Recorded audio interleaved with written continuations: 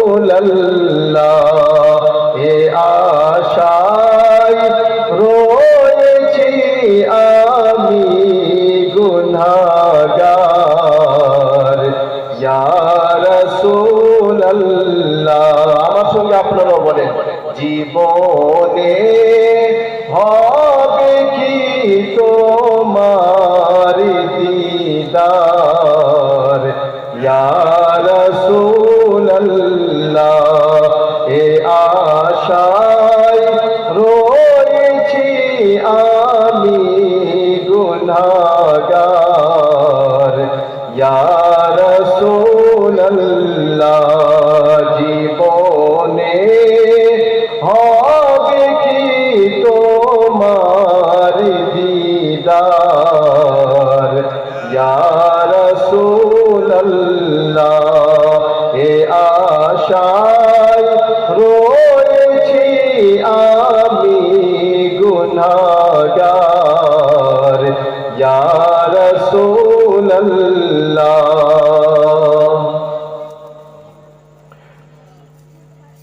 জাহানে যেদিকে তাকাই দরদি আর তো কেহ নাই, বলেন সুবহানাল্লাহ। জাহানে যেদিকে তাকাই দরদি আর তো কেহ নাই, জানি যে তুমি রহমতের ভান্ডার ইয়া রাসূলুল্লাহ। আমার সঙ্গে বলেন, জানি যে তুমি রহমতের ভান্ডার ইয়া রাসূলুল্লাহ।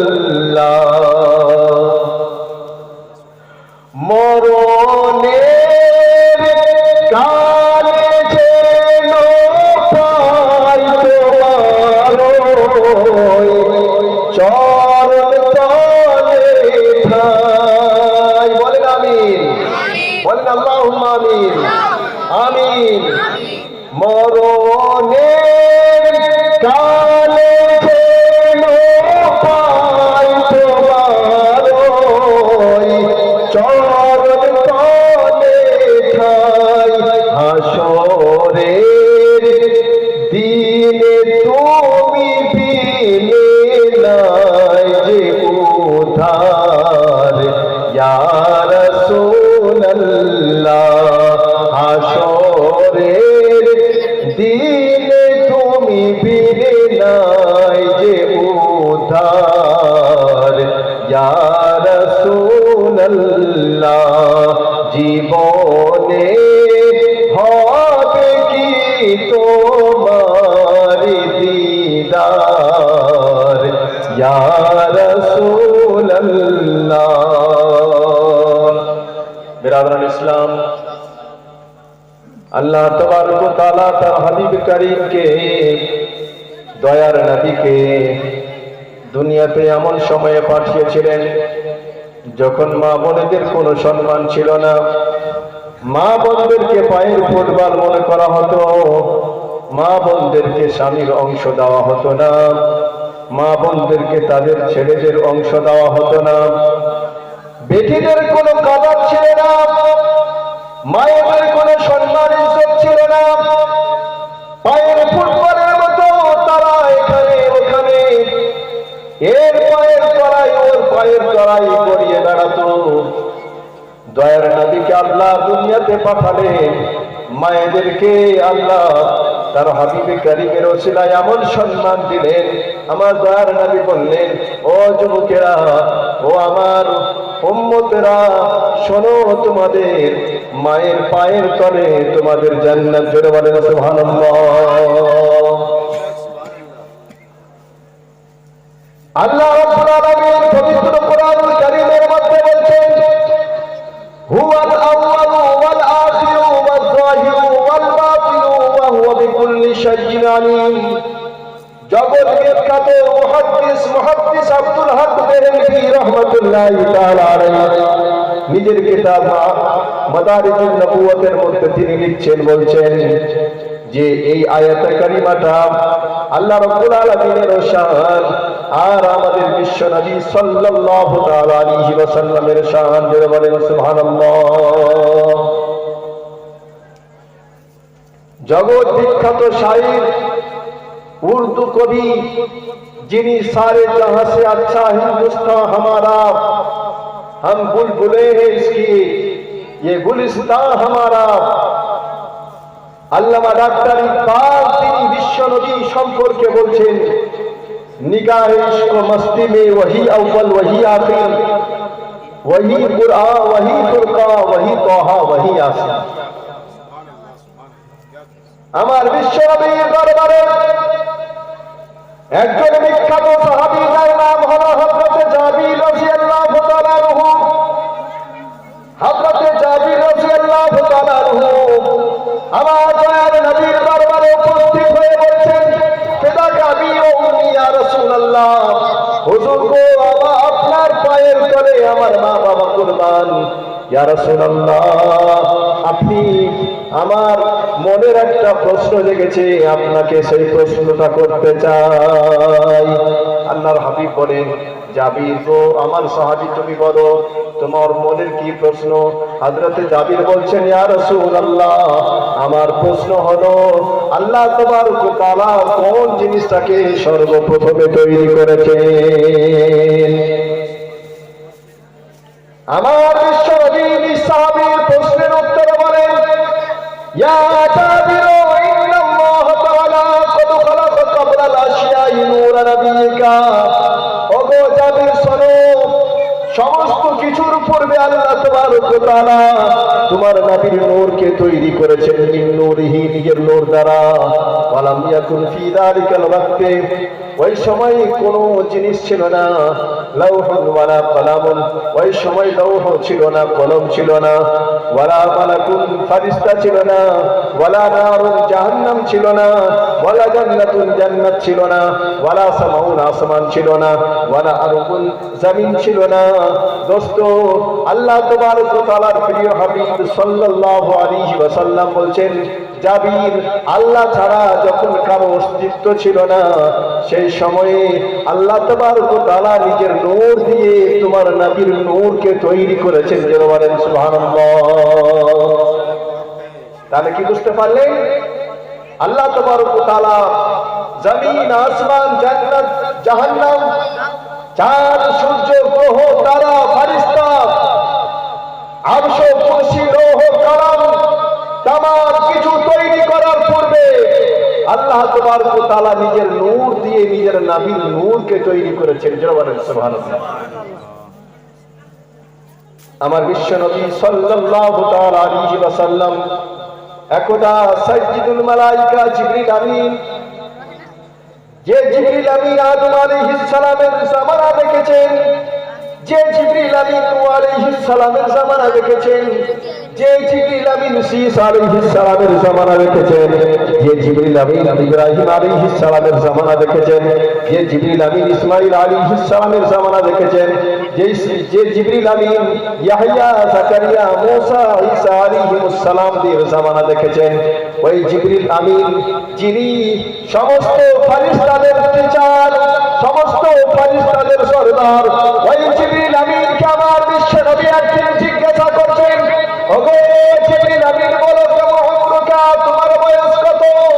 জিবরিল আমিন বলেন, ইয়া রাসূলুল্লাহ, আমি জানি না আমার বয়স কত, কারণ আমি তামাম কিছু দেখেছি। আদম আলাইহিস সালামের জামানা দেখেছি, ঈসা আলাইহিস সালামের জামানা দেখেছি, আমি তামাম আম্বিয়া কিরামদের জামানা দেখেছি। ইয়া রাসূলুল্লাহ, আমি বলতে পারবো না আমার বয়স কত, তবে আমি চতুর্থ হিজাবে আমি একখানা উজ্জ্বল নূর দেখেছি। ইয়া রাসূলুল্লাহ, ৭০,০০০ বছর পরে পরে একবার করে লাইট দিত, একবার করে রোশনি দিত।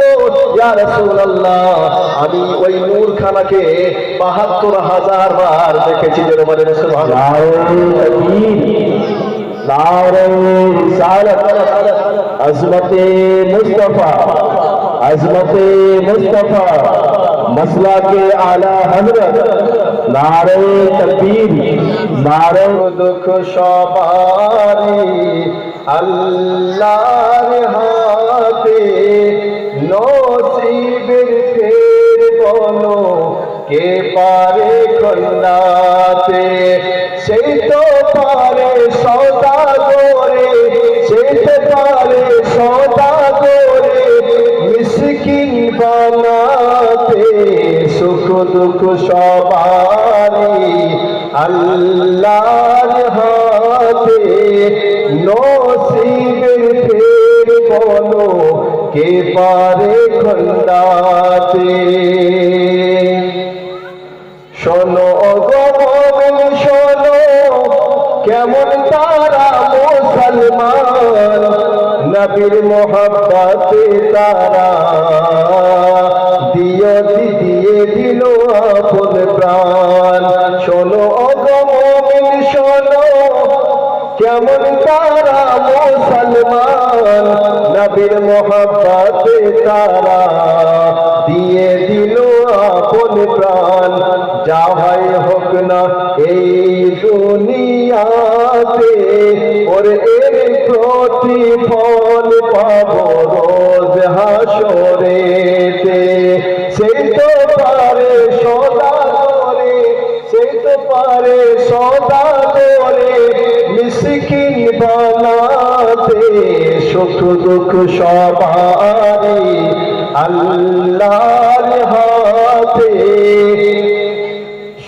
নসিবের ফের বলো কে পারে খন্ডাতে দোস্ত বন্ধুগণ আমার আল্লাহ রাব্বুল আলামিন এই দুনিয়াকে তৈরি করার পরে এই দুনিয়াতে পশু পাখি গাছপালা ইত্যাদি নিজের নিয়ামত দিয়ে এই দুনিয়াকে পরিপূর্ণ করার পরে এই দুনিয়াতে বসবাস করার জন্য আল্লাহ রাব্বুল আলামিন যে মাখলুককে মানুষের আগে স্থান দিলেন সেই মাখলুকের নাম হলো জিন জাতি মানুষ কি দিয়ে তৈরি বলেন তো বাবারা মানুষ মাটি দিয়ে তৈরি আর জিন আগুন দিয়ে তৈরি ফেরেশতা নূর দিয়ে তৈরি আল্লাহ রাব্বুল আলামিন পবিত্র কুরআনুল কারীমে সূরাতুর রহমানের মধ্যে বলছেন খলাকাল ইনসানা মিন সালসালিন কাল ফাখখার ওয়া খলাকাল জান্না মিন মারিজিন মিন নার আল্লাহ রাব্বুল আলামিন এই আয়াতের মাধ্যমে আমাদেরকে জানিয়ে দিলেন যে আমি মানুষকে ঠনঠনা ধরনের মাটি দিয়ে তৈরি করেছি আর জিন জাতিকে আগুনের শিখা দিয়ে আগুন দিয়ে আমি তৈরি করেছি তবে মানুষ এবং জিন জাতি আহকামের ক্ষেত্রে হুকুমের ক্ষেত্রে তারা কিন্তু বরাবর বাবা কারণ আল্লাহ রাব্বুল আলামিন পবিত্র কোরআনুল কারীমে অন্য জায়গাতে বলছেন ওয়া খালাকতুল জিন্না ওয়াল ইনসা ইল্লা লিয়াবুদুন আমি মানুষ ও জিন জাতিকে আমি জিন ও মানুষ জাতিকে শুধুমাত্র আমার ইবাদতের জন্য তৈরি করেছি দোস্ত বন্ধুগণ আমার तमाम পৃথিবীতে মানুষের আগমনের পূর্বে আদম আলাইহিস সালামের আগমনের পূর্বে আল্লাহ রাব্বুল আলামিন এই দুনিয়াতে জিন জাতিদেরকে বসবাসের সুযোগ দিলেন বসবাস করার অনুমতি দিলেন तमाम দুনিয়াতে পৃথিবীর সব দেশে পৃথিবীর সব জায়গাতে জিন জাতির বসবাস ছিল দোস্ত বন্ধুগণ আমার বাপেরা ভাইরা মায়েরা আমার জিন জাতিরা দুনিয়াতে আসার পরে হানাহানি শুরু করে দিল কাটাকাটি মারামারি শুরু করে দিল ফিতনা ফাসাদ শুরু করে দিল আল্লাহ রাব্বুল আলামিন তাদের উপরে নারাজ হয়ে ফেরেশতাদেরকে বললেন ও আমার ফেরেশতারা যাও যাও দুনিয়াতে যাওয়ার পরে সমস্ত জিনদেরকে ধরে ধরে তোমরা হত্যা করো ফেরেশতারা দুনিয়াতে আসার পরে জিনদেরকে ধরে ধরে হত্যা করতে লাগলো বাবাজি আমার জিনেদেরকে ধরে ধরে মারতে লাগলো পাহাড়ের গুহায় তারা আত্মগোপন করে পাহাড়ের গুহা থেকে তাদেরকে বার করে করে ফেরেশতা মণ্ডলীরা মারতে শুরু করে দেন দোস্ত সমস্ত জিন জাতির সাফায়া করে দিলেন, সমস্ত জিন জাতির খাতেমা করে দিলেন। শুধুমাত্র আযাজিল, যার নাম পরবর্তীতে ইবলিস হয়েছিল। দোস্ত বন্ধুগণ আমার, ছোট্ট অবস্থায় ছিল, দেখতে বড় সুন্দর ছিল। দোস্ত ফেরেশতাদেরকে আযাজিলকে রাখার পরে রহম হয়ে গেল, দয়া হয়ে গেল। আল্লাহর কাছে তার জন্য প্রাণ ভিক্ষা চাইলেন। আল্লাহ রাব্বুল আলামিন ফেরেশতাদের আরশ কবুল করলেন। আযাজিলকে আল্লাহ রাব্বুল আলামিন বাঁচার সুযোগ দিলেন। অতঃপর আল্লাহ রাব্বুল আলামিন সমস্ত ফেরেশতাদেরকে নিজের কাছে ডাকলেন, অর্থাৎ একটা সভা ডাকলেন। একটা কি ডাকলেন? সভা ডাকলেন, একটা মিটিং ডাকলেন। সেই মিটিং আল্লাহ রাব্বুল আলামিন বলছেন, وَإِذْ قَالَ رَبُّكَ لِلْمَلَائِكَةِ إِنِّي جَاعِلٌ فِي الْأَرْضِ خَلِيفَةً। আল্লাহ রাব্বুল আলামিন সমস্ত ফেরেশতাদের সামনে বললেন, ও আমার ফেরেশতারা শোনো, নিশ্চয়ই আমি দুনিয়াতে আমার প্রতিনিধি, আমার নায়েব, আমার খলিফা তৈরি করে দুনিয়াতে পাঠাবো। বলো তোমাদের মতামত কি? আচ্ছা, আল্লাহ তো সর্বজ্ঞানী। আল্লাহ পাকের কারো কাছে মতামত নেওয়ার কোনো প্রয়োজন আছে? তিনি হচ্ছেন জ্ঞানের সৃষ্টিকর্তা, জ্ঞানীদের সৃষ্টিকর্তা। তার কারো কাছে পরামর্শ নেওয়ার কোনো প্রয়োজন নাই। কিন্তু তারপরে আল্লাহ রাব্বুল আলামিন শুধুমাত্র বান্দাদেরকে শিক্ষা দেওয়ার জন্য, বান্দাদেরকে দার্স দেওয়ার জন্য, বান্দাদেরকে বোঝানোর জন্য, আমার বান্দারা তোমরাও যখন কোনো গুরুত্বপূর্ণ কাজ করবে, তোমরাও যখন কোনো কাজ করবে, তোমরা নিজেদের মধ্যে আলোচনা করে নাও, তোমরা নিজেদের মধ্যে পর্যালোচনা করে নাও, তোমরা নিজেদের মধ্যে ভালোভাবে কথা বরাবরি করে নাও। কারণ যদি তোমরা একা করতে যাও তোমাদের ভুল হতে পারে, কিন্তু যদি পরামর্শ করে করো তাহলে সেই কাজের ভুল হওয়ার সম্ভাবনা থাকে না। আল্লাহ রাব্বুল আলামিন যখন ফেরেশতাদেরকে বললেন, ফেরেশতারা আল্লাহ রাব্বুল আলামিনকে বলছেন, ওগো রাব্বুল আলামিন, ওগো রব্বুল জালাল ওয়াল ইকরাম, ওগো মহান পরওয়ারদিগার আলম খোদাবন্দ কুদ্দুস, আপনি এমন মাখলুককে তৈরি করিয়েন না, সুবহানাল্লাহ, যারা দুনিয়াতে গিয়ে ফিতনা ফাসাদ করবে, দুনিয়াতে গিয়ে ঝগড়া করবে, দুনিয়াতে গিয়ে মারামারি করবে, দুনিয়াতে গিয়ে হত্যা লীলা চালাবে, দুনিয়াতে গিয়ে মানুষের হক নষ্ট করবে, দুনিয়াতে গিয়ে নানান অসামাজিক অশ্লীল কাজের সঙ্গে জড়িত হবে। আল্লাহ তুমি এমন মাখলুককে তৈরি করো না। আল্লাহ রাব্বুল আলামিন ফেরেশতাদের উত্তরে সুবহানাল্লাহ বলছেন। তার পূর্বেই ফেরেশতারা আবার বলছেন, ওগো রব্বুল আলামিন, যদি ইবাদতের মহল্লা থাকে তাহলে ইবাদত করার ক্ষেত্রে আমরা ফেরেশতারাই তোমার ইবাদতের জন্য যথেষ্ট। আল্লাহ রাব্বুল আলামিন বলছেন, ইন্নী আ'লামু মা লা তা'লামুন, ওগো আমার ফেরেশতারা, আমি নিশ্চয়ই আমি যা জানি তোমরা তা জানো না, আমি যা জানি তোমরা তা জানো না। আল্লাহ রাব্বুল আলামিন বলছেন, ওয়ামা উতীতুম মিনাল ইলমি ইল্লা কলিলা, আমি তোমাদেরকে স্বল্প জ্ঞান দিয়েছি, আমি তোমাদেরকে অল্প জ্ঞান দিয়েছি। দোস্ত বন্ধুগণ আমার, আল্লাহ রাব্বুল আলামিন তাই বললেন, ফেরেশতারা আমি যা জানি তোমরা তা জানো না। অর্থাৎ আল্লাহ তার মাহবুবকে হযরত আদম আলাইহিস সালাতু ওয়াস তাসলিমের মাধ্যমে দুনিয়াতে পাঠাবেন। বিরাদরান ইসলাম, এবারে আল্লাহ রাব্বুল আলামিন হযরত জিবরিল আমিনকে বলছেন, ওগো জিবরিল আমিন কোথায়? হযরত জিবরিল আমিন আল্লাহ পাকের বারগাহে উপস্থিত হলেন। জিবরিল আমিন বলছেন, ওগো রব্বুল আলামিন, বলেন আপনি কি বলছেন? মহান আল্লাহ বললেন, ওগো জিবরিল আমিন, যাও যাও জমিনের মধ্যে যাও, মাটি নিয়ে আসো, তামাম পৃথিবী থেকে এক মুঠি মাটি চূড়াও করে নিয়ে আসো, নিয়ে আসো। হযরত জিবরিল আমিন পরওয়াজ করলেন। দোস্ত, পরওয়াজ করে উড়ান দিয়ে জমিনে অবতরণ করলেন। জমিনে অবতরণ করার পরে সুবহানাল্লাহ জমিনকে বলছেন, জিবরিল আমিন, ওগো মাটি, আল্লাহ পাকের নির্দেশে তোমার কাছে মাটি নেওয়ার জন্য এসেছি। তুমি আমাকে এক মুঠি মাটি দাও। মাটি আরজ করলো জিবরিল আমিনকে, ওগো জিবরিল আমিন, মাটি দিয়ে কি হবে? জিবরিল আমিন বললেন, আল্লাহ রাব্বুল আলামিন সেই মাটি দিয়ে আদমের পুতলা তৈরি করবেন। আবার মাটি জিজ্ঞাসা করছে, ওগো জিবরিল আমিন, তারপরে কি হবে? জিবরিল আমিন বলেন, তারপরে তার সন্তানাদি দুনিয়াতে আসবে, আল্লাহ নিজের নায়েব, নিজের খলিফা, নিজের প্রতিনিধি তৈরি করবেন। আদমের সন্তান কেউ জান্নাতে যাবে যারা ফরমান হবে, আর কেউ জাহান্নামের মধ্যে যাবে যারা নাফরমান হবে। মাটি তখন আল্লাহ পাকের আশ্রয় গ্রহণ করলো। দোস্ত, গ্রহণ করার পরে জিবরিল আমিনকে বলছে, ওগো জিবরিল আমিন, আমি আমার মধ্যে কোনো কমতি সহ্য করব না। আল্লাহ সুবহানাল্লাহ। হযরত জিবরিল আমিন যখন শুনতে পেলেন মাটির উপরে তার দয়া হয়ে গেল, আল্লাহর আশ্রয় যখন সে চাইলো তো তার উপরে দয়া হয়ে গেল।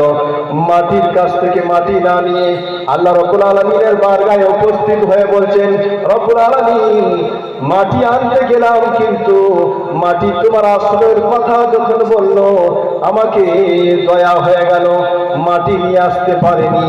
হযরতে মিকাইলকে আল্লাহ পাক বললেন, ওগো মিকাইল আলাইহিস সালাম, যাও যাও, জমিন থেকে তুমি মাটি নিয়ে আসো।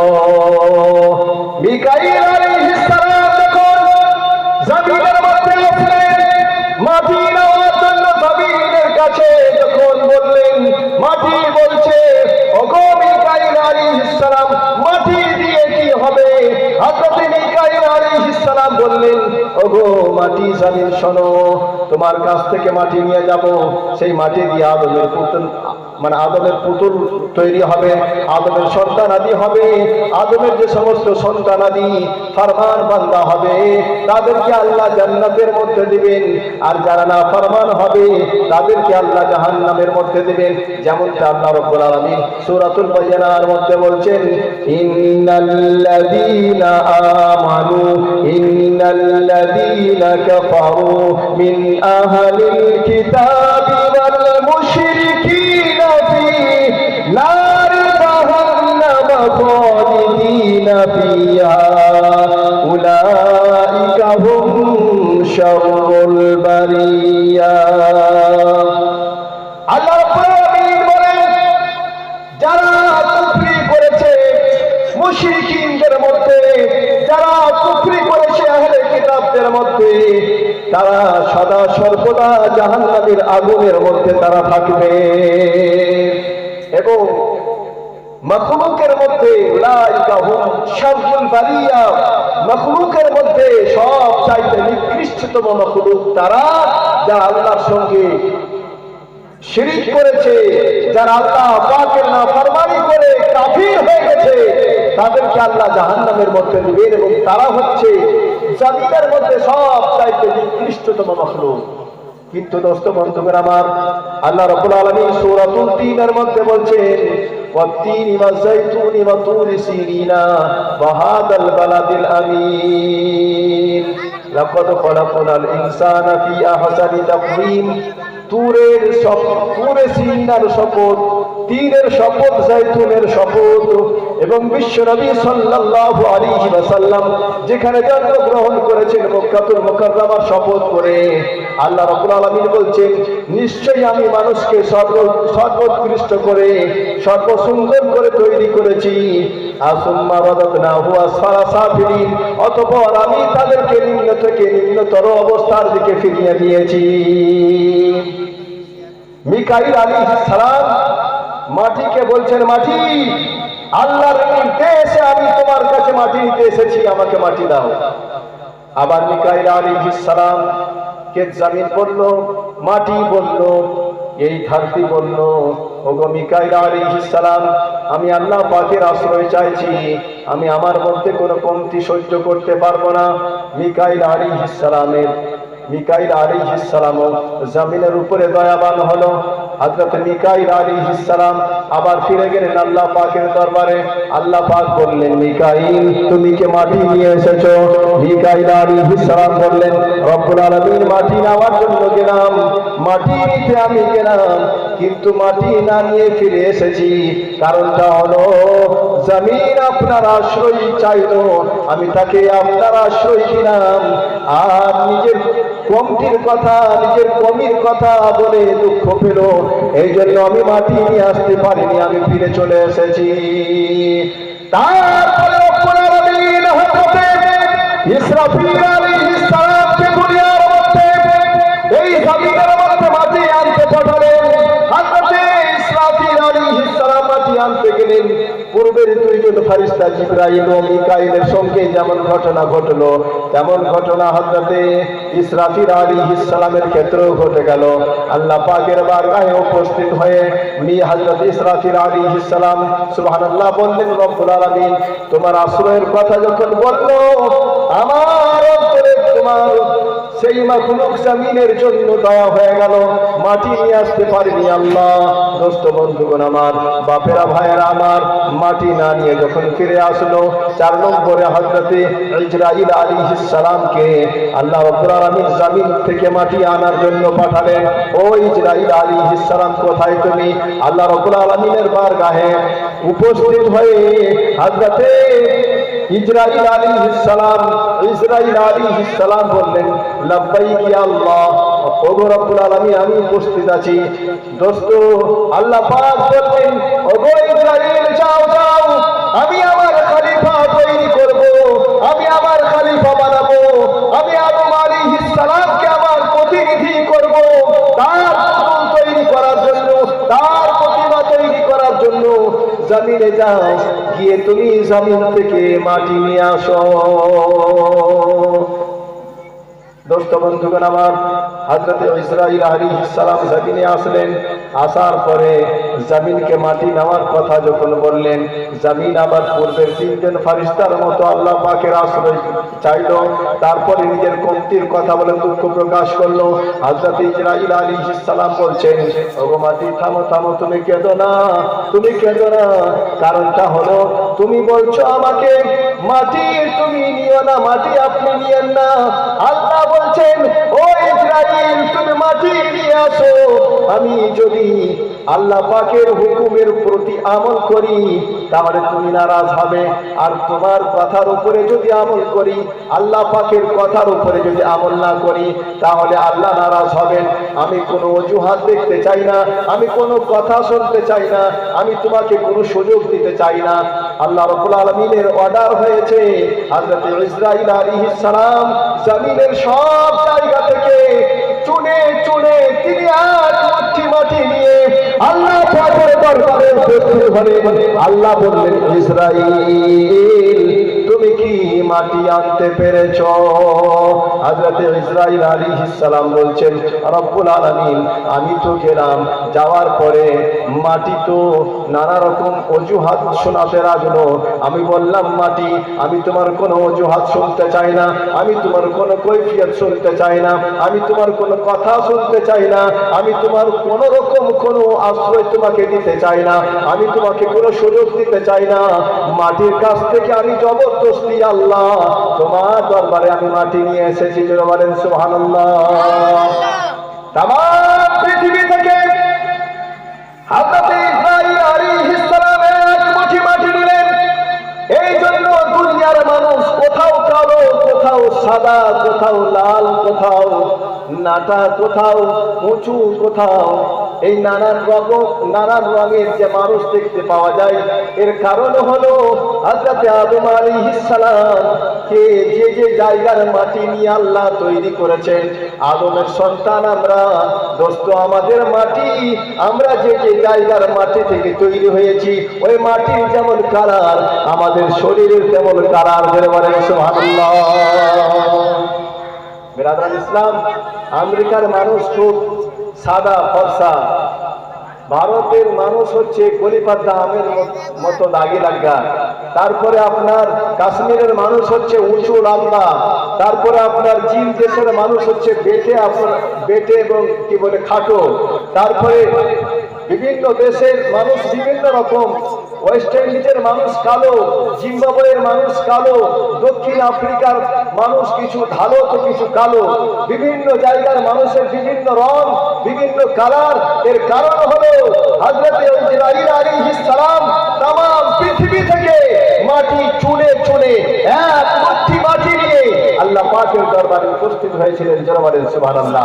যারা যেখানকার মাটি দিয়ে তৈরি, সেই মাটির কালার যেমন, সেই মাটির রং যেমন, দোস্ত মানুষের রং এবং কালারও তেমন। যারা বলেন সুবহানাল্লাহ।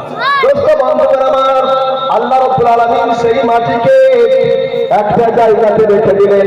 রেখে দেওয়ার পরে ওই মাটির উপরে 40 দিন পর্যন্ত বৃষ্টি বর্ষণ করলেন। 39 দিন ওই মাটির উপরে দুঃখের বৃষ্টি হলো, আর একদিন হলো আনন্দের বৃষ্টি। এই জন্য মানুষের জীবনে আনন্দের সংখ্যা কম, আনন্দ কম, দুঃখের পরিমাণ বেশি। দুঃখের পরিমাণ বেশির কারণ হলো আল্লাহ রাব্বুল আলামিন আদম আলাইহিস সালামের জন্য যে মাটি আনিয়েছিলেন, সেই মাটিতে 39 দিন পর্যন্ত দুঃখের বৃষ্টি হয়েছিল। বিরাদরান ইসলাম, এবারে আল্লাহ তাবারক ওয়া তাআলা আদম আলাইহিস সালামের পুতুল তৈরি করলেন, প্রতিমা তৈরি করলেন নিজের কুদরতি হাতে। যেটা বলেন সুবহানাল্লাহ। দোস্ত, পুতুল তৈরি করার পরে হযরত আদম আলাইহিস সালামের শরীরের মধ্যে আল্লাহ রাব্বুল আলামিন আত্মা প্রবেশ করালেন। কি প্রবেশ করালেন? মানুষের শরীরে যদি আত্মা না থাকে তাহলে মানুষ চলতে পারবে? মানুষের শরীরে যদি আত্মা না থাকে তাহলে মানুষ বলতে পারবে? মানুষের শরীরে যদি রূহ না থাকে তাহলে মানুষ দেখতে পাবে? মানুষ চলতে ফিরতে উঠতে বসতে ঘুমাতে কোনো কিছুই পারবে না যদি তার শরীরে বাবা আত্মা না থাকে। দোস্ত বন্ধুগণ আমার, আল্লাহ তাবারক ওয়া তাআলা আদম আলাইহিস সালামের পুতুলের মধ্যে, প্রতিমার মধ্যে, শরীরের মধ্যে রূহ ফুঁকে দিলেন, রূহ দিয়ে দিলেন। কিন্তু রূহ যেমন দিচ্ছেন, আল্লাহ রাব্বুল আলামিন ওই আদমের পুতুল থেকে, আদমের প্রতিমা থেকে আত্মাটা বের হয়ে চলে আসছে। এমন করে আবার আল্লাহ রাব্বুল আলামিন আদম আলাইহিস সালামের শরীরের মধ্যে আবার আত্মা প্রবেশ করালেন, আবার আত্মা বেরিয়ে আসলো। তাই তো বাংলা একজন কবি বলছেন, বলো গো শুনতে চাই জন্ম নিয়ে কচি শিশু কে এমন সাজদাতে যায়, বলো গো শুনতে চাই। আদম নবীর আতা যেদিন করলে খোদাকে জানা, আদম ঘরে বন্ধ করে কেমনে থাকি দয়াময়, কেমনে থাকি দয়াময়। আদম নবীর আতা যেদিন করলে খোদাকে জানা,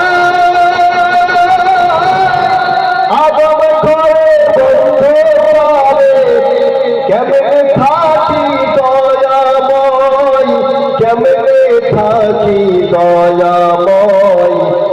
আদম ঘরে অন্ধকারে কাহার নূরের বাতি জ্বালাই, বলো গো শুনতে চাই। আদম ঘরে অন্ধকারে কাহার নূরের বাতি জ্বালাই, বলো গো শুনতে চাই। আদম নবীর আত্মা যেদিন কেন্দ্রে খোদাকে জানায়, আদম ঘরে অন্ধকারে কেমনে থাকি দয়াময়, কেমনে থাকি দয়াময়। আদম ঘরে অন্ধকারে কাহার নূরের বাতি জ্বালাই, বলো গো শুনতে শুনতে চাই। আদম আলাইহিস সালামের আত্মা আল্লাহ রাব্বুল আলামিনকে বলছেন, রব্বুল আলামিন, আদমের পুতুলের মধ্যে অন্ধকার, আগুন আদমের পুতুলের মধ্যে থাকা যায় না, অন্ধকারে কি করে থাকবো রব্বুল আলামিন? তখন আল্লাহ রাব্বুল আলামিন তার হাবিব পাকের নূরকে আদমের পৃষ্ঠে রেখে দিলেন। আদমের পৃষ্ঠে রেখে দেওয়ার ফলে ওই নূরের জ্যোতিতে আদমের পুতুলের অন্ধকার দূর হয়ে গেছিল। জোরে বলেন সুবহানাল্লাহ। এই সূর্য রশ্মি কোথায় পেয়েছে? চন্দ্র রশ্মি লাইট কোথায় পেয়েছে? নক্ষত্র আলো কোথায় পেয়েছে? সবই হচ্ছে আমার নূর নবীজির সাদকা। জোরে বলেন সুবহানাল্লাহ। সূর্য, চন্দ্র, গ্রহ, তারা, লাইট, আলো, তামাম কিছু আল্লাহ রাব্বুল আলামিন তার হাবিবে পাকের নূরে তৈরি করেছেন। জোরে বলেন সুবহানাল্লাহ। দোস্ত বন্ধুগণ আমার, আল্লাহ রাব্বুল আলামিন আদম আলাইহিস সালামের পৃষ্ঠে নূরে মুহাম্মাদীকে রেখে দিলেন। নূরে মুহাম্মাদী যেমন রাখলেন, সঙ্গে সঙ্গে আদমের পুতুলের অন্ধকার দূর হয়ে গিয়েছিল। এবারে আল্লাহ রাব্বুল আলামিন আদম আলাইহিস সালাতু তাসলিমের পৃষ্ঠ থেকে নূরে মুহাম্মাদীকে পেশানি আদমে করে দিলেন, আদমের কপালে রেখে দিলেন। আদমের কপালে যখন রাখলেন, ওয়াইদ ক্বালা রাব্বুকা লিল মালাইকাতি ইসজুদু লি আদম ফাসাজাদাল মালাইকাতু কুল্লুহুম আজমাইন ইল্লা ইবলিস।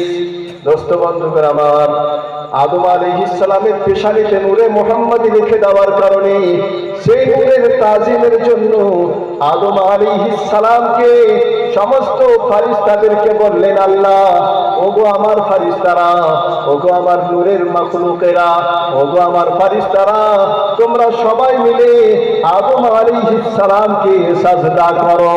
জোরে বলেন সুবহানাল্লাহ। সেই সময় শয়তানের পজিশন, সেই সময় শয়তানের খুব পজিশন বুঝলেন। আল্লাহ পাকের মুকাররব বান্দাদের মধ্যে সে একজন বান্দা, মুকাররবদের মধ্যে একজন মুকাররব কে আজাজিল।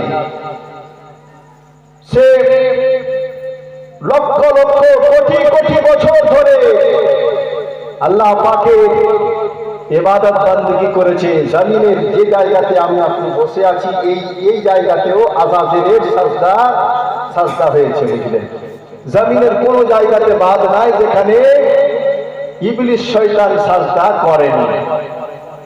কিন্তু আমার দয়ার নবীর তাজিমের জন্য আদম আলাইহিস সালামকে যখন আল্লাহ সাজদা করতে বললেন, সমস্ত ফারিস্তারা আল্লাহ পাকের নির্দেশ অনুযায়ী আদম আলাইহিস সালামকে সামনে রেখে সাজদায় রত হয়ে গেলেন। ইল্লা ইবলিস, কিন্তু ইবলিস রত হলো না, ইবলিস সাজদা করলো না। আল্লাহ বলছেন, ওগো ইবলিস, আজাজিল, বলো তুমি কেন আমার আদমকে সাজদা করলে না? কারণটা কি? ইবলিস বলে, আজাজিল বলে, আনা খায়রুম মিনহু, আমি আদম থেকে উত্তম। আল্লাহ বলছেন, তুমি কেমন করে আদম থেকে উত্তম? মনে রাখবেন, মানুষ হচ্ছে আশরাফুল মাখলুকাত। মানুষ, যে মানুষটা নেককার, পরিষ্কার, মুত্তাকি মানুষ, সেই মানুষটা ফারিস্তা থেকে উত্তম। এর কারণ হলো ফারিস্তা কিন্তু আশরাফুল মাখলুকাত না। আশরাফুল মাখলুকাতের টাইটেল আল্লাহ মানুষকে দিয়েছেন, সুতরাং ফারিস্তাদের চাইতে উত্তম হলো মানুষ। ইবলিস শয়তান বলে, রব্বুল আলামিন, আমি এই জন্য সাজদা করিনি, আমি এই জন্য আদমকে সাজদা করিনি, আদম থেকে আমি হচ্ছি উত্তম। আল্লাহ বললেন, কেমন করে তুমি উত্তম? ইবলিস বলে, আজাজিল বলে, আমি এই জন্য উত্তম, খালাকতানি মিন তিন, ওগো আল্লাহ তুমি আমাকে, ওগো আল্লাহ তুমি খালাকতাহু মিন তিন, তুমি আদমকে মাটি দ্বারা তৈরি করেছো। খালাকতানি মিনান নার, তুমি আমাকে আগুন দ্বারা তৈরি করেছো। সুতরাং আগুনের কাজ হলো উপরে যাওয়া, আর মাটির কাজ হলো নিচে থাকা, নিচে আসা। সুতরাং আমি ওই হযরতে ইব্রাহিম আলাইহিস সালাম থেকে উত্তম, সুতরাং আমি উত্তম হয়ে আদমকে সাজদা করতে পারি না। আল্লাহ সব ওহদা, সমস্ত পজিশন, সমস্ত দপ্তর তার কাছ থেকে কেড়ে তার ইবাদতকে তার মুখে মেরে দিয়ে, লাআনাতের মালা তার গলায় পরিয়ে দিয়ে নিজের বারগাহ থেকে তাকে মারদুদ করে দিলেন, তাকে তাড়িয়ে দিলেন। কে? আল্লাহ। এবারে ইবলিস বলে, আজাজিল বলছে, আল্লাহ যখন তুমি আমাকে নিজের দরবার থেকে তাড়িয়ে দিলে, তো আমাকে কয়েকটা ক্ষমতা তুমি আমাকে দাও। আল্লাহ বলছেন, আজাজিল বলো, ইবলিস বলো, তুমি কি চাও? ইবলিস বলে, আল্লাহ গো, আমি যেন কিয়ামত পর্যন্ত বেঁচে থাকতে পারি, এই তৌফিকটা তুমি আমাকে দাও, এই হায়াতটা তুমি আমাকে দাও। আল্লাহ বলছেন, ইবলিস আমি তোমাকে পাওয়ার দিলাম, আমি তোমার হায়াত বৃদ্ধি করে দিলাম, কিয়ামতের আগ পর্যন্ত তুমি বেঁচে থাকবে।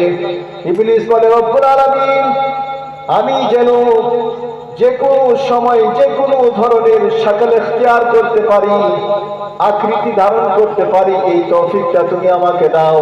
আল্লাহ বললেন, ইবলিস যাও, আমি তোমাকে ওঠার অনুমতি দিয়ে দিলাম।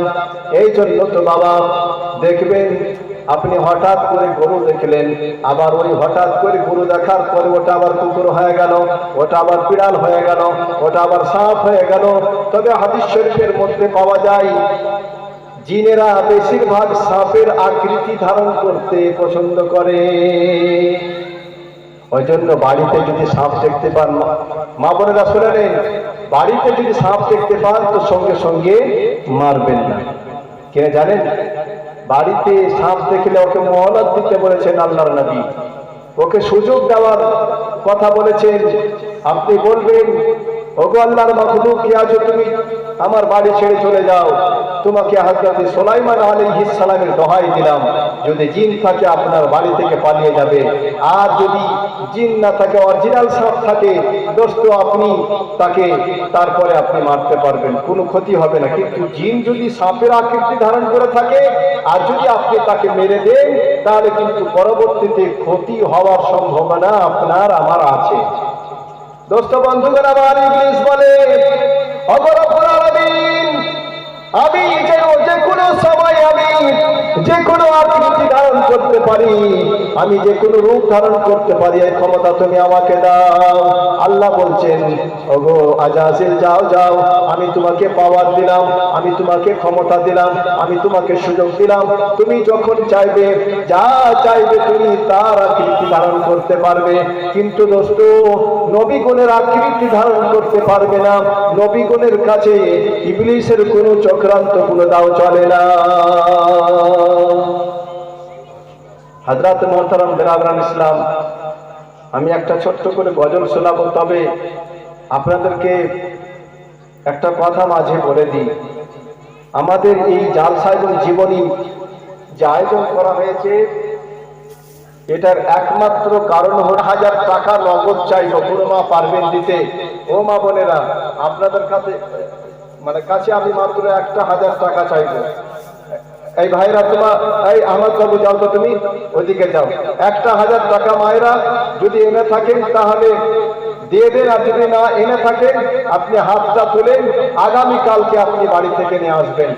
বেরাদার, দুনিয়ার ধন দুনিয়াতে থেকে যাবে, আপনার থেকে যাবে, কিন্তু মাদ্রাসা থাকবে, আর এটা সাদকায়ে জারিয়া হয়ে যাবে।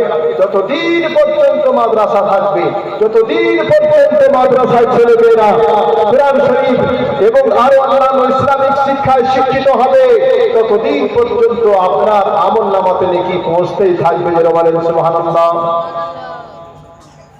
তো মা বোনদের কাছে আমি অনুরোধ করবো, আপনারা যদি এনে থাকেন রে মা, তা আপনারা খালি হাতে ফেরাবেন না, 1000 টাকা দিয়ে আপনারা শুরু করেন, ইনশাআল্লাহুল আজিজ এই দান আপনার বিফলে যাবে না। নূর নবীজির মারতাবার নাই গো তুলনা, নাই গো সীমানা। নূর নবীজির মারতাবার নাই গো সীমানা, নাই গো সীমানা। আজিজুরের বুবু ফুফু আজিজুরের ফুফু 1000 টাকা দেবে। নারায়ে তাকবীর, নারায়ে রিসালাত, নারায়ে হায়দারি, নারায়ে গাউসিয়া। আজিজুর সাহেবের ফুফু মোহতারামা জিন্দাবাদ বলেন, জিন্দাবাদ। আল্লাহ কবুল করে নেন। একবার হাত তুলে দোয়া করেন, আল্লাহুম্মা আমিন। ওগো রব্বুল আলামিন, আজকে 7 রাত্রি ব্যাপী জীবনী জালসার শুরুর দিনে তোমার বান্দি তোমার নবীর ঘরে তোমার নবীকে মহব্বত করে, টাকার প্রতি মহব্বত না করে, আল্লাহ গো এই সবার সামনে জীবনী জালসার মধ্যে তোমার নবীর ঘরের জন্য 1000 টাকা দিয়েছেন। রব্বুল আলামিন, তুমি তার দানকে কবুল করে নাও। আল্লাহ তার রুজি রোজগারে বরকত দাও। যে নিয়তে দান করেছেন তার দান সেই নিয়তকে পূর্ণ করে দাও। আমিন আমিন আল্লাহ, আমিন আমিন। এই দান কবুল করো রব্বুল আলামিন। আমিন সুম্মা আমিন। লা ইলাহা ইল্লাল্লাহু মুহাম্মাদুর রাসূলুল্লাহ। আর কোনো মানাই যে আপনারা 1000 টাকা নবীর ঘরের জন্য, নবীর ঘর তৈরি হবে, দিলে বাবা কম হবে না, ইনশাআল্লাহ বাড়বে। আর একজন মায়ের কাছে আমি 1000 টাকা নিব, তারপরে ইনশাআল্লাহ সুবহানাল্লাহ। কি তোমার নাম গো? এই যাও তো, তুমি জিজ্ঞেস করো তো বাবু, যাও যাও যাও। কি নাম বল তোমার? এই ইজরাইল সাহেব, আপনি না গেলে ভয় করবে না। যান যান যান। আর নাম ইজরাইল। সুবহানাল্লাহ। কি আমার বোনের নামটা কি বলো না গো? হ্যাঁ, দিলরুবা। ও তো আমার শালির নাম যে ওটা। হ্যাঁ, বুবু থেকে শালি হয়ে আমি তাহলে। আল্লাহ কবুল করে নেন। আমার শালির মিতি দিলরুবা, উনি 1000 টাকা দিবেন ইনশাআল্লাহ। নারায়ে তাকবীর, নারায়ে রিসালাত। বারকাতের মা দিবে। বারকাতের মা ওটা এই 1000 টাকা। আচ্ছা, উনি 1000, ওনার মা 1000 টাকা দিবেন। এই যে দিলরুবাটা দিল না। হ্যাঁ, ও যাই হোক, আল্লাহ কবুল করে নেন। মায়েরা আপনাদের মধ্যে 500 করে দেন তো। আপনারা আজকে যা এসেছেন ছটছট করে দেন। আপনি যান তো ওদিকে। এই বাবু যাও, তুমি যাও যাও, তোমার কাজ দিলাম। নূর নবীজির মারতাবার নাই গো তুলনা, নাই গো তুলনা। নূর নবীজির মারতাবার নাই গো তুলনা, নাই গো তুলনা। সারা জগৎ খুঁজে দেখো, সবই তারি দিওয়ানা। হাতে কলম আজকে চলবে না, বিনা খাতা কলম মুখে মুখে চলবে আজকে। বাকি বেশি উঠাবো না, সব নগদ উঠাবো। নূর নবীজির মারতাবার নাই গো তুলনা, নাই গো তুলনা। সৃষ্টি করিলেন আল্লাহ নবীকে আপন নূরেতে, আর মানব রূপে পাঠালেন মক্কার ভূমিতে। নবীর নূরে আলোকিত, নবীর নূরে আলোকিত এই সারা জামানা। নূর নবীজির মারতাবার নাই গো সীমানা, নাই গো সীমানা। মেঘে ছায়া করে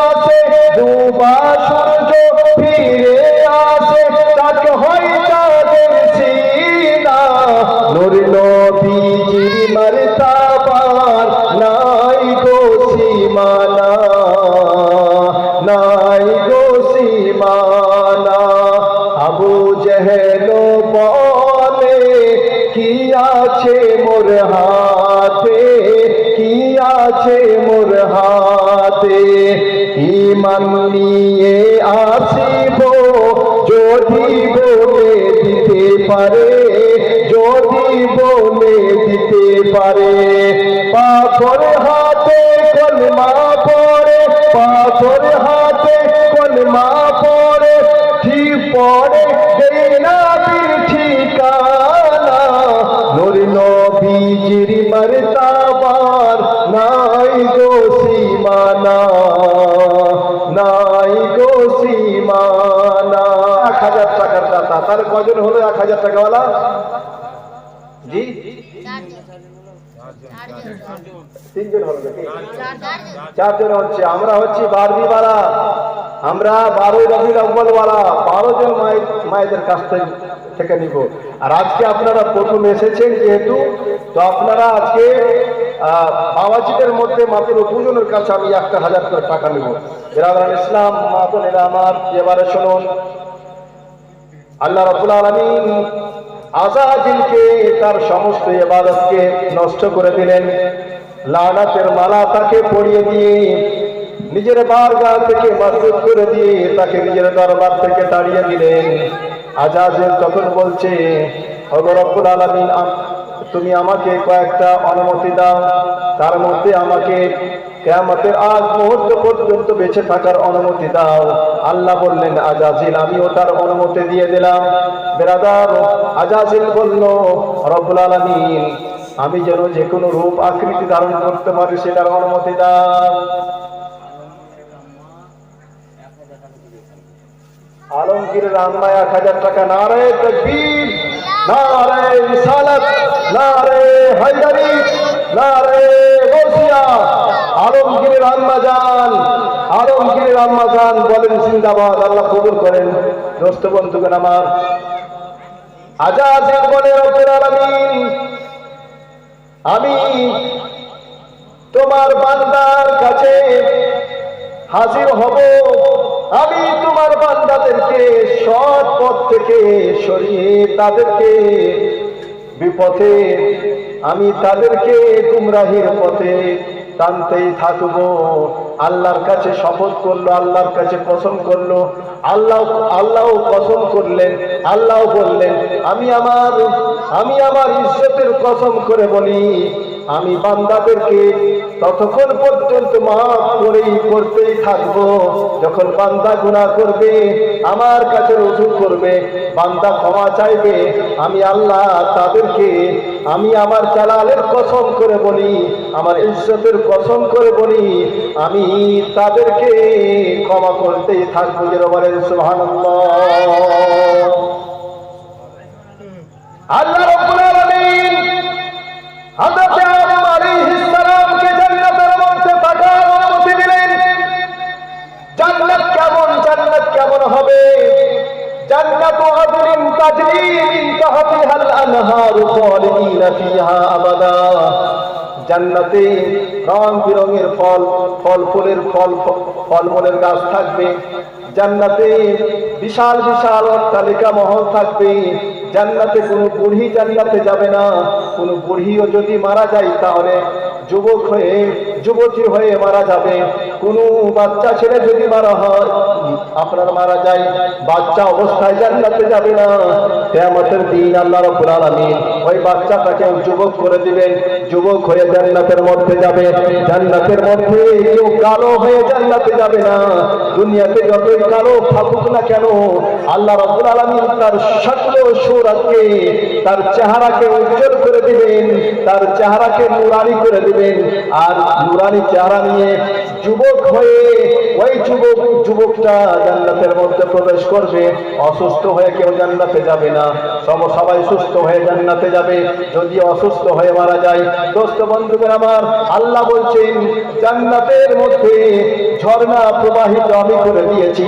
বান্দা যখন চাইবে ঝর্ণার পানি পান করবে, বান্দা যখন চাইবে আঙ্গুর ফল খাবে, বান্দা যখন চাইবে আঞ্জির ফল খাবে, বান্দা যখন চাইবে যা চাইবে সমস্ত নিয়ামত আল্লাহ সেইখানে জান্নাতে জমা করে দিয়েছেন। বলেন সুবহানাল্লাহ। দোস্ত বন্ধুগণ আমার, মা বোনেরা, ভাইয়েরা, বাপেরা আমার, আল্লাহ রাব্বুল আলামিন জান্নাতকে সোনা, চাঁদি, হীরা, মণি, মুক্তা দিয়ে সজ্জিত করেছেন। বান্দা যারা জান্নাতি হবে তাদের আয়েশ আরামের জন্য জিনেমানকে আল্লাহ নিযুক্ত করে দিয়েছেন। যে সমস্ত পুরুষেরা দুনিয়াতে যুবক হয়ে, অবিবাহিত হয়ে অথবা বিবাহিত হওয়ার পরেও মারা গেছে, যদি জান্নাতে যায় তাদের জন্য জান্নাতে সুন্দর হুরের অপেক্ষা করে। দোস্ত বন্ধুগণ আমার, দুনিয়ার হুরেদের এমন সৌন্দর্য, আপনার জান্নাতের হুরেদের এমন সৌন্দর্য, সেই সৌন্দর্য দুনিয়ার কোন মহিলার হতে পারবে না।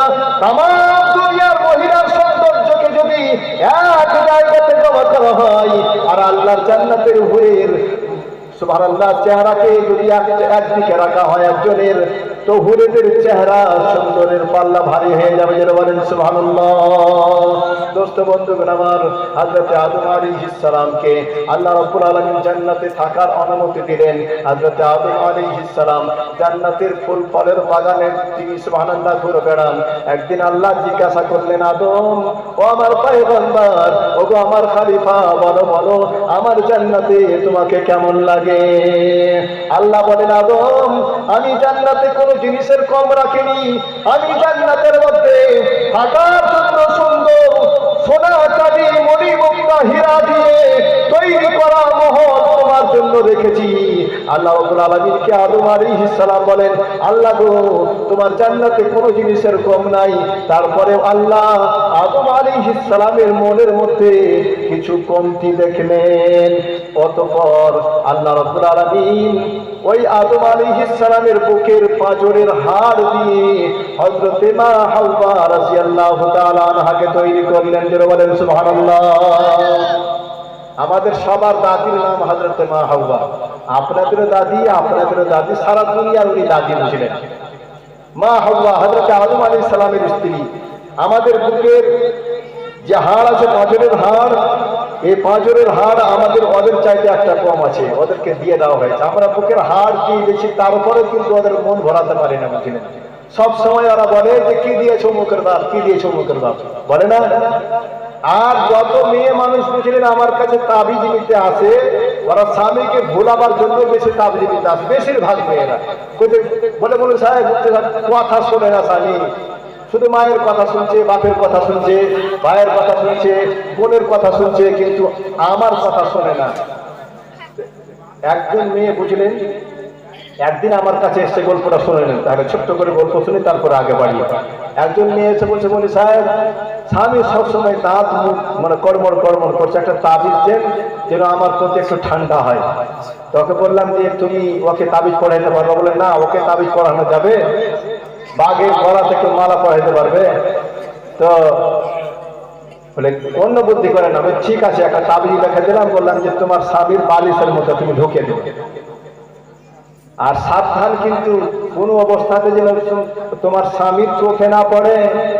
আর যদি চোখে পড়ে যায় তাবিজ কিন্তু সোজা কাজ করবে না, উল্টা কাজ করবে। ও বুঝলেন 3 মাস হয়ে গেল তাবিজ নেওয়া। ঈদের সময় মা বোনদের একটা অভ্যাস, বালিশের কভার, তারপরে আপনার বিছানার চাদর, এই কাঁথা টাথা ইত্যাদি এরা সাফ পরিষ্কার করে না, খাঁচে না, মানে এগুলো ও তাবিজ যে আপনার ইয়েতে ভরেছে, বালিশের কভার ভুলে গেছে বুঝলেন।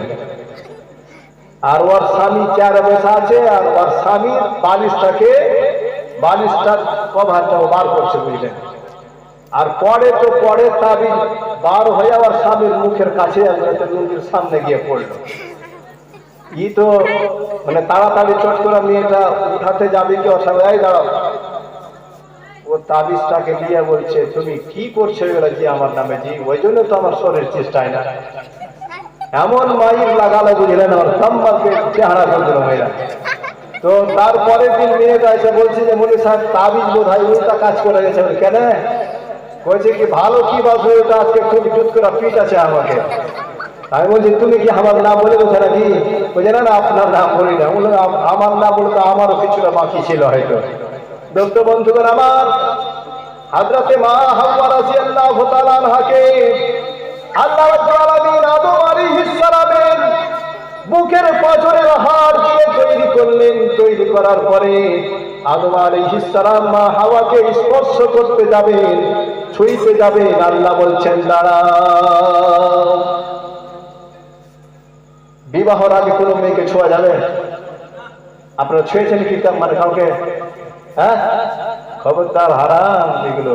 হযরত আদম আলাইহিস সালাম মা হাওয়াকে স্পর্শ করতে যাবেন, ধরতে যাবেন, আল্লাহ বলছে ও আদম থামো থামো, আমার বান্দিকে হাত লাগানোর পূর্বে, আমার বান্দিকে হাত দেওয়ার পূর্বে ও আদম তুমি হযরত মা হাওয়াকে নিকাহ করো, বিবাহ করো।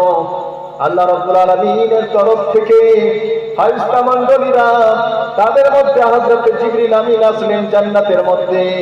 হযরত আদম আলাইহিস সালাম ও মা হাওয়ার নিকাহ, বিবাহ সম্পন্ন হলো। বিবাহের যখন মোহরের কথা আসলো, আল্লাহ রাব্বুল আলামিনকে হযরত জিবরিল আমিন বলছেন, রব্বুল আলামিন তোমার বান্দার যখন বিবাহ সম্পন্ন করতে যাচ্ছে, মোহরের ব্যাপার আসছে, তখন তো কোনো টাকা পয়সা ছিল না বাবা, তখন তো কোনো কিছু ছিল না। কিন্তু সুবহানাল্লাহ, রব্বুল আলামিন বলছেন ফেরেশতারা আমার পয়গম্বরকে, আমার আদমকে, আমার হাবিবে পাক সাল্লাল্লাহু তাআলা আলাইহি ওয়াসাল্লামের উপরে 3 বার অথবা 10 বার আদমকে দুরূদ শরীফ পাঠ করতে বলো। আদম ও হাওয়ার সুবহানাল্লাহ মোহরানা আদা হয়ে যাবে। যারা বলেন সুবহানাল্লাহ। দোস্ত বন্ধুগণ আমার, মা বোনেরা, ভাইরা, বাবাজিরা আমার, ও বাবাজিরা, আল্লাহর নবী বলেছেন ওই সমস্ত পুরুষেরা যারা নিজেদের স্ত্রীদের মোহরানা আদায় করে না, হককে মোহর আদায় করে না, না করে যারা মারা যায়, কিয়ামতের দিন তারা জেনাকারী, ব্যভিচারকারীদের লিস্টে লাইনে তাদেরকে দাঁড় করানো হবে। দোস্ত বন্ধুগণ আমার, হযরত আদম ও হাওয়া রাদিয়াল্লাহু তাআলা আনহা ওয়া আলাইহিস সালামের পরস্পরের বিবাহ হয়ে গেল বাবা। বিবাহ হওয়ার পরে আল্লাহ বললেন ও আদম তুমি জান্নাতে থাকো। মা হাওয়াকে বললেন ও হাওয়া তুমিও জান্নাতে থাকো, তোমরা জান্নাতের প্রত্যেকটা নিয়ামত তোমরা ভক্ষণ করো, প্রত্যেকটা গাছের তোমরা ফল খাও, প্রত্যেক জায়গাতে তোমরা যাও। কিন্তু আল্লাহ বললেন ওই গাছের ফল খাওয়া তো দূরের কথা, লা তাকরাবা হাযিহিশ শাজারা, তোমরা ওই গাছের নিকটবর্তী পর্যন্ত হয় না। তাফসীরের কিতাবের মধ্যে এসেছে ওটা ছিল গমের গাছ, গন্দুম ফল যাকে বলা হয়। ওটা কিসের গাছ ছিল? গমের গাছ। গম তো এখন ছোট্ট ছোট্ট, কিন্তু তখন বিশাল বড় বড় গম। পূর্বে আল্লাহ পাক বললেন আদম জান্নাতের সব জায়গাতে যাও, জান্নাতের সব ফল খাও, জান্নাতের সমস্ত নিয়ামতকে তুমি ভক্ষণ করো। কিন্তু আদম ও হাওয়া শোনো, এই গাছের ফল তোমরা কেউ না। আল্লাহ রাব্বুল আলামিন ওই গাছ তাদেরকে দেখিয়ে দিলেন, চিনিয়ে দিলেন, আর বললেন তোমরা ওই গাছের ফল খাবে না। কিন্তু বাবা ইবলিস তখন জান্নাতের বাইরে, জান্নাতে যাওয়ার পাওয়ার তার হারিয়ে গেছে, জান্নাতের যাওয়ার ক্ষমতা সে হারিয়ে ফেলেছে। আল্লাহ সব তার কাছ থেকে কেড়ে নিয়েছেন।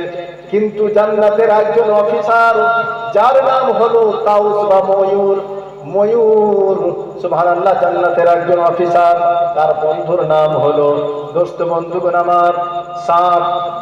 ময়ূরের বন্ধু জান্নাতে সাপ, সেও জান্নাতের একজন অফিসার। বিরাদার ইসলাম, কোন কাজের জন্য ময়ূর জান্নাত থেকে বার হয়েছে, আর ময়ূরের কাছে এসে শয়তান হাউ মাউ করে রাড়ি কাঁদন কান্দে আপনার কানতে লেগেছে, মিছে মিছে কাঁদছে বলে ভাই নানা রকম ভাবে তাকে ফুসলানোর বাহলানোর চেষ্টা করলো। কে? আজাজিল বা ইবলিস। তাকে? ময়ূরকে। জান্নাতে যাওয়ার অনুমতি চাইলো।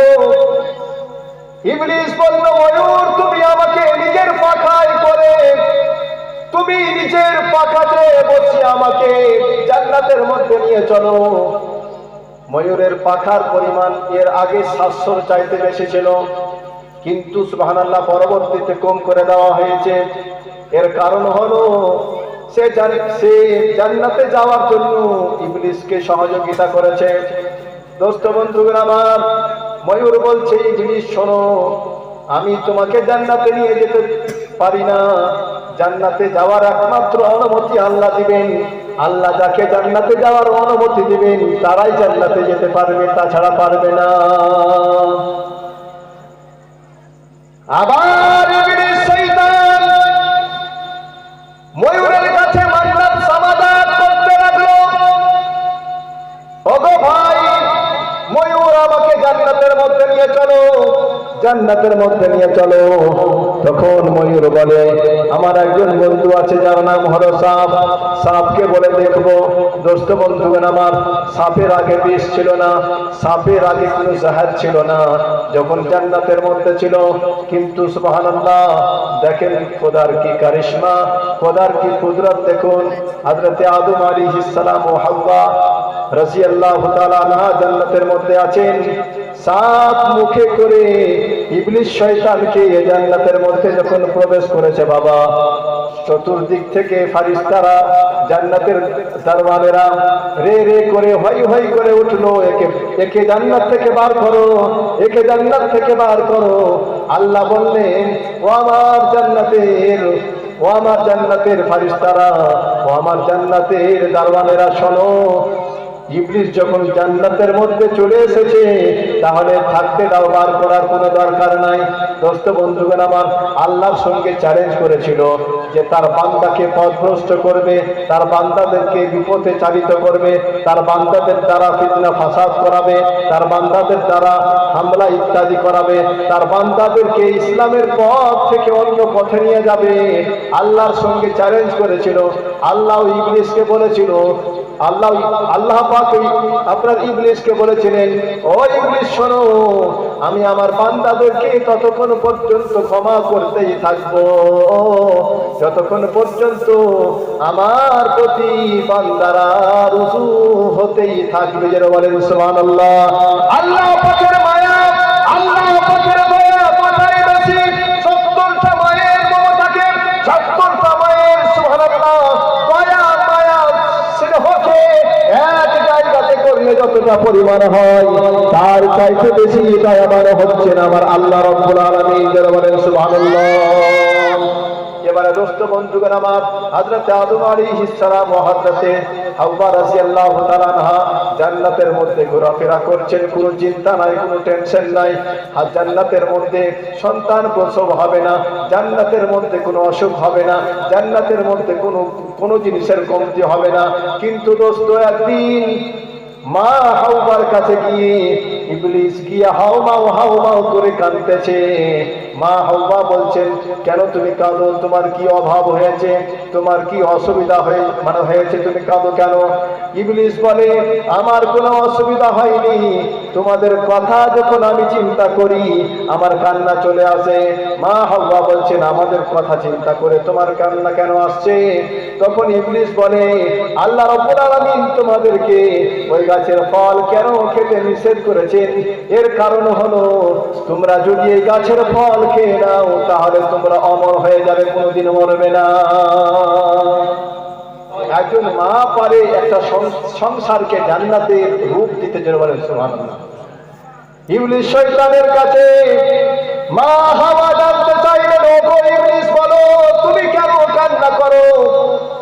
ইবলিস তখন বলল যে আল্লাহ রাব্বুল আলামিন তোমাদেরকে এই গাছের ফলের জন্য খেতে নিষেধ করেছেন, যে আল্লাহ রাব্বুল আলামিন তোমাদেরকে এই জন্য নিষেধ করেছেন যদি তোমরা এই গাছের ফল খেয়ে নাও তাহলে তোমরা কোনোদিন মারা যাবে না।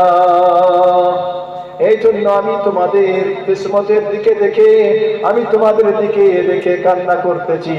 দোস্ত বন্ধুগণ আমার, বারবার বেশ কয়েকদিন যখন ইবলিস শয়তান মা হাওয়ার কাছে গেল আর বলতে থাকলো, মা হাওয়া তার চক্রান্তে পড়ে গেল।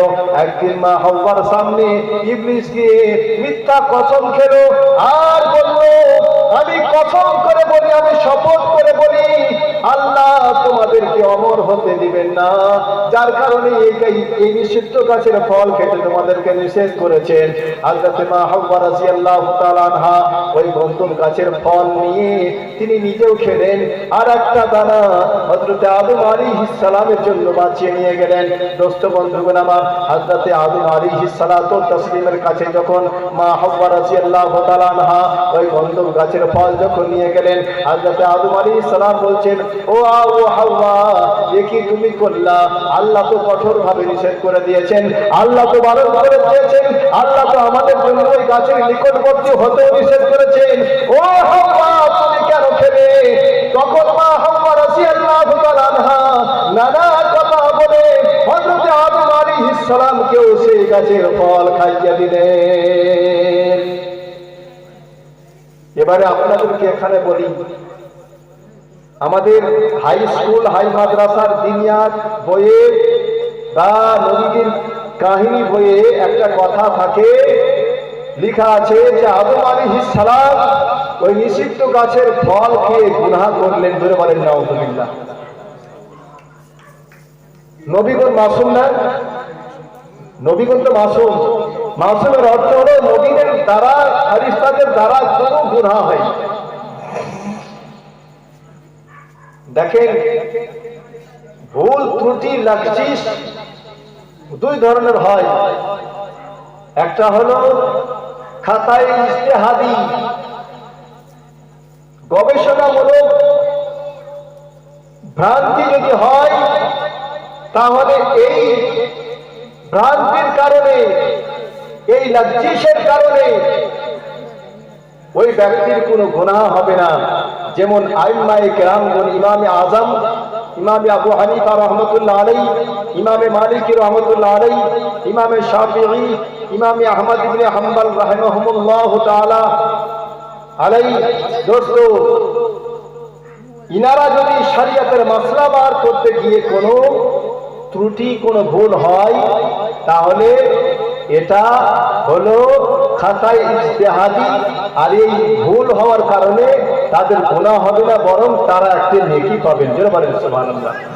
তো হযরত আদম আলাইহিস সালামের ব্যাপারে তাফসীরের কিতাবের মধ্যে এসেছে, আদম আলাইহিস সালাম যখন ওই ফলটা হাতে নিলেন, হাতে নেওয়ার সময় তিনি চিন্তা করলেন, আল্লাহ রাব্বুল আলামিন যে নির্দেশটা দিয়েছেন, যে হুকুমটা করেছেন, এই গাছের ফল খাবা না, এটা কারাহাতে তাহরিমি ছিল না, অর্থাৎ হারাম পর্যায়ের নিষেধ ছিল না। তিনি মনে করেছিলেন, হযরত আদম আলাইহিস সালাম তিনি মনে করেছিলেন কারাহাতে তানজিহি ছিল, এটা মাকরুহে তানজিহি পর্যায়ের নিষিদ্ধ ছিল, যার কারণে আল্লাহ নিষেধ করেছেন। দোস্ত বন্ধুগণ আমার, আদম আলাইহিস সালামের দ্বারা খাতা ইজতিহাদি হলো, আরে আদমের দ্বারা এই খাতা ইজতিহাদি হওয়ার কারণে আদম আলাইহিস সালামের দ্বারা কোনো গুনাহ হয়নি, বরং তিনি নেকি পেয়েছেন। যারা বলেন সুবহানাল্লাহ। দোস্ত বন্ধুগণ আমার, একজন সাইয়্যিদ দাদা তিনি বলছেন, আদম আলাইহিস সালাম যখন জান্নাতে ওই ফলটা, নিষিদ্ধ গাছের ফলটা যখন নিলেন, চিন্তা করেছিলেন, আমি যদি এই ফলটা না খাই তাহলে জান্নাত থেকে বাইরে যেতে পারবো না, জান্নাত থেকে যখন বাইরে যাব না তো আমাদের সন্তান হবে না, কারণ জান্নাতের মধ্যে কোনো সন্তান প্রসব হবে না, জান্নাতের মধ্যে কোনো মা গর্ভবতী হবেন না, জান্নাতের মধ্যে কোনো মা বাচ্চা প্রসব করতে পারবে না। দোস্ত বন্ধুগণ আমার, আদম আলাইহিস সালাম যখন ওই নিষিদ্ধ গাছের ফল যখন হাতে নিলেন, চিন্তা করলেন, আমি যদি না খাই তাহলে জান্নাত থেকে বার হতে পারবো না, আর জান্নাত থেকে যখন বার হতে পারবো না তো আমার ওই আওলাদের মধ্যে শীষ হবে না, ইব্রাহিম হবে না, ইসমাইল হবে না, ইসহাক হবে না, জাকারিয়া হবে না, নূহ আলাইহিস সালাম হবেন না, ইয়াকুব আলাইহিস সালাম হবেন না। দোস্ত, এমন করে আদম আলাইহিস সালাম চিন্তা করতে করতে, দোস্ত বন্ধুগণ আমার, আদম আলাইহিস সালাতু ওয়াস তাসলিম চিন্তা করলেন, আমি যদি এই গাছের ফল না খাই তাহলে বাইরে যাব না, আর যখন বাইরে যেতে পারবো না তো মুহাম্মাদুর রাসূলুল্লাহ সাল্লাল্লাহু তাআলা আলাইহি ওয়াসাল্লাম দুনিয়াতে আসবেন না। যারা বলেন সুবহানাল্লাহ। হযরত আদম আলাইহিস সালাতু ওয়াস তাসলিমের ব্যাপারে মাওয়াইদুল লাদুনিয়া নামক কিতাবের মধ্যে লেখা আছে, হযরত আদম আলাইহিস সালামকে যখন আল্লাহ তৈরি করলেন, তৈরি করার পরে বললেন, আদম তুমি মাথাটাকে উঁচু করো। ফারাফা রাসাহু, হযরত আদম আলাইহিস সালাম মাথা উঁচু করলেন। ফারাআ নূরা মুহাম্মাদিন সাল্লাল্লাহু আলাইহি ওয়াসাল্লাম ফি শারারিতিল আরশ, হযরত আদম আলাইহিস সালাম আরশের পর্দায় একখানা নূর দেখতে পেলেন। ক্বালা মা হাদা নূর, আদম আলাইহিস সালাম জিজ্ঞাসা করলেন, ও রব্বুল আলামিন এটা কার নূর? ক্বালা হাদা নূর নাবিয়্যিন মিন যুররিয়াতিকা, হযরত আদম আলাইহিস সালামকে আল্লাহ রাব্বুল আলামিন বললেন, আদম এটা একজন নবীর নূর, যে নবী তোমার আওলাদের মধ্যে জন্মগ্রহণ করবে। ইসমুহু ফিস সামাই আহমদ ওয়া ফিল আরদি মুহাম্মদ সাল্লাল্লাহু আলাইহি ওয়াসাল্লাম, আসমানে তার নাম হবে আহমদ, জমিনের মধ্যে তার নাম হবে মুহাম্মদ সাল্লাল্লাহু আলাইহি ওয়াসাল্লাম। হযরত আদম আলাইহিস সালাম জান্নাতের মধ্যে, জান্নাতের পাতায় পাতার নবীর নাম দেখেছেন, জান্নাতের সুবহানাল্লাহ বিভিন্ন মহলে নবীর নাম দেখেছেন, আরশের পায়াতে নবীর নাম দেখেছেন, এমন করে করে আরশের পর্দাতে ও নবীর নাম দেখেছেন। দোস্ত বন্ধুগণ আমার, আল্লাহ রাব্বুল আলামিন যখন নিষেধ করলেন তুমি জান্নাতে সব ফল খাবে, কিন্তু ওই ফল খাবে না, কিন্তু আল্লাহ রাব্বুল আলামিনের হিকমত দেখুন। আল্লাহ বলছেন, আমি যদি ওই নবীকে তৈরি না করতাম, আমি আসমান তৈরি করতাম না, আমি জমিন তৈরি করতাম না, আমি সূর্য তৈরি করতাম না, আমি চন্দ্র তৈরি করতাম না, আমি কুল কায়নাতের কোনো কিছুই তৈরি করতাম না। সেই নবীকে তৈরি করার জন্যই আমি তামাম কিছুকে তৈরি করেছি। এখানে বাবা একটা বোঝার বিষয় আছে। আল্লাহ আদমকে বলছেন, ও আদম তুমি ওই গাছের নিষিদ্ধ গাছের ফল খাবে না, ওই গাছের নিকটবর্তী যাবে না। আবার আল্লাহ বলছেন, ও আদম সেই নবীকে যদি আমি তৈরি না করতাম, সেই নবীকে যদি আমি তৈরি না করতাম তো তোমাকেও তৈরি করতাম না। এমনকি আমি আমার রুবুবিয়ত পর্যন্ত আমি যে আল্লাহ এটাও আমি প্রচার করতাম না যে আমি আল্লাহ। জোরে বলেন সুবহানাল্লাহ। হযরত আদম আলাইহিস সালাম জান্নাতে ফল খাওয়ার ফলে জান্নাতি লেবাস হযরত মা হাওয়া এবং আদম আলাইহিস সালামের শরীর থেকে বাবা সঙ্গে সঙ্গে কিন্তু নিচে হয়ে গেল। আল্লাহ রাব্বুল আলামিন তাদের কাছ থেকে জান্নাতি লেবাস ছিনিয়ে নিলেন। আদম আলাইহিস সালাম এবং মা হাওয়া রাদিয়াল্লাহু তাআলা আনহা জান্নাতের মধ্যে তারা উলঙ্গ হয়ে গেলেন। বিভিন্ন গাছের পাতা দিয়ে তারা লজ্জা ঢাকতে চাইলেন। অনেক গাছ তাদেরকে নিজের পাতা দিতে চায়নি। পরিশেষে একটা গাছ যখন পাতা দিল, হযরত আদম আলাইহিস সালাতু ওয়াত তাসলিম ও মা হাওয়া ওই গাছের পাতা দিয়ে নিজেদের লজ্জা স্থানকে ঢেকেছিলেন। আল্লাহ বললেন, আদম ও হাওয়া তোমরা আর এই জান্নাতের মধ্যে থেকো না, যাও যাও তোমরা পৃথিবীর মধ্যে যাও। তাফসীরের কিতাবের মধ্যে এসেছে, হযরত আদম আলাইহিস সালামকে হিন্দুস্তানের বর্তমান শ্রীলঙ্কার সরল দ্বীপে আল্লাহ জাবালে আদমের উপরে অবতরণ করালেন। আর হযরতে মা হাওয়া রাদিয়াল্লাহু তাআলা আনহাকে জিদ্দার, বর্তমান সৌদি আরবের জিদ্দা নামক জায়গাতে হযরতে মা হাওয়া রাদিয়াল্লাহু তাআলা আনহাকে অবতরণ করালেন। দোস্ত বন্ধুগণ আমার, তারা একে অপরে আর দেখা নাই, আর কথা নাই। এমনকি 300 বছর পর্যন্ত তারা আল্লাহ পাকের কাছে তওবা ইস্তেগফার করতেছিলেন। তারা আল্লাহ পাকের দরবারে একে অপরের সঙ্গে দেখা করারও ফারিয়াদ করেছিলেন। পরিশেষে হযরত আদম আলাইহিস সালাম একদিন দোয়া করছেন, ও রব্বুল আলামিন, ও ইয়া রাব্বি মুহাম্মদ সাল্লাল্লাহু আলাইহি ওয়াসাল্লাম, ও রব্বুল আলামিন সেই মুহাম্মদ সাল্লাল্লাহু আলাইহি ওয়াসাল্লামের সাদকাতে তুমি আমাকে ক্ষমা করে দাও। দোস্ত বন্ধুগণ আমার, আল্লাহ জিজ্ঞাসা করলেন, ও আদম তুমি এই মুহাম্মদ নামটা কোথায় পেলে? হযরত আদম আলাইহিস সালাম বলেছিলেন, রব্বুল আলামিন আমি যখন আরশে তোমার নামের পরে আমি যখন তোমার হাবিবের নামকে দেখতে পেলাম, আমি বুঝে গেলাম এই নামটা যেমন তেমন হতে পারে না, নিশ্চয়ই আল্লাহ তাবারক ওয়া তাআলার মুকাররব বান্দা, মাহবুব বান্দা, যার কারণে আল্লাহর নামের সঙ্গে মুহাম্মদ নামটা লেখা আছে আরশের পায়াতে। আমি দেখতে পেলাম তোমার হাবিবের আমি তোমার হাবিবের নাম দেখতে পেলাম, জান্নাতের গাছের পাতায় পাতায় তোমার হাবিবের নাম দেখতে পেলাম, আমি সর্বত্র তোমার হাবিবের নাম দেখতে পেলাম। আমি বুঝে গেলাম আমি যদি এই নামের ওসিলা দিয়ে দোয়া চাই, আল্লাহ তুমি অবশ্যই এই দোয়া আমাদের কবুল করবে। যারা বলেন সুবহানাল্লাহ। ও মুসলমান মা বোনেরা, বাবাজি ও ভাইরা, যখন আমি আপনি দোয়া চাইবো, আমার আপনার রাসূলকে, আমার আপনার নবীকে যদি দুয়ার মধ্যে শামিল করে নি, আল্লাহ আমার আপনার দোয়াকে নবীর নামের সাদকাতে কবুল করে নেবেন। তাই রাসূল কবি বলেছেন, মাঙ্গনে কা সদীকা তো আতা नहीं, लोग कहते हैं क्यों हमको मिलता नहीं, जब दुआ रब से कोई किया कीजिए, मुस्तफा को वसीला बना लीजिए। আল্লাহ রাব্বুল আলামিন আদম আলাইহিস সালাম ও হাওয়া আলাইহিস সালামের তওবাকে আল্লাহ কবুল করলেন। আপনার জিলহজ মাসের 9 তারিখে আরফার দিনে হযরত আদম আলাইহিস সালাম ও হাওয়া রাদিয়াল্লাহু তাআলা আনহার মুলাকাত হয়েছিল জাবালে রহমতের পাক দেশে। যারা বলেন সুবহানাল্লাহ। সেই জাবালে রহমত যেখানে আমি গিয়েছি, ওখানে একটা আপনার পিলার তৈরি করা হয়েছে, যেখানে আদম এবং মা হাওয়া রাদিয়াল্লাহু তাআলা আনহার আপনার মিলন হয়েছিল। ওই জায়গাতে একটা পিলার করা আছে। ওই জায়গাতে যদি দোয়া করা হয় তো আল্লাহ কবুল করেন, কারণ ওই জায়গাতেই হযরত আদম আলাইহিস সালামের দোয়া আল্লাহ কবুল করেছেন।